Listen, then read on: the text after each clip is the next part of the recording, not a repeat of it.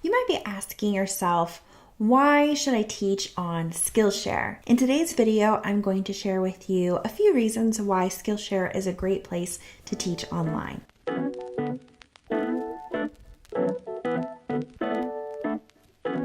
The first reason why I love being a teacher on Skillshare is because it has a large following, a large fan base on the platform already that I'm just tapping into. So Skillshare has, I think, like 5 million users at the last time that I checked. It's probably even more than that now. So there are 5 million people who are there ready to learn.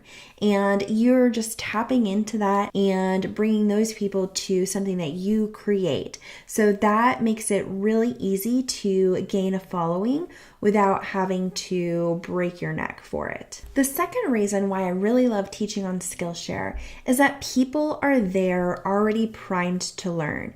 They are there in this large classroom where they can go to the subject that they want to learn. So they're there and they're ready and they're willing, they're interested in whatever it is that you're teaching. So as long as your content is compelling and as long as you're solving a problem for them and helping them to learn how to do something, then those people are there and they're ready to absorb all of the information that you give them. The third reason that I really love as far as teaching online in general, let alone teaching on Skillshare, what it does for you as a business owner, as a brand, is it adds to your credibility, it adds to your authority because you are positioning yourself as an expert in whatever it is that you do. So you are able to say, hey, I really know what I'm doing, and you can tell by this class that I've created and however many students that I have inside. So it's able to instantly boost that credibility, that authority that you have online and allow people to see you as an expert. The final reason that I really love being a teacher on Skillshare is that I not only get to help people, but I get to bring in some money for my business too. So I love that I get a payment every single month. It comes to me on the 16th of every month through PayPal. And I am able to see a consistent income with that because I have about roughly the same amount of minutes watched every month.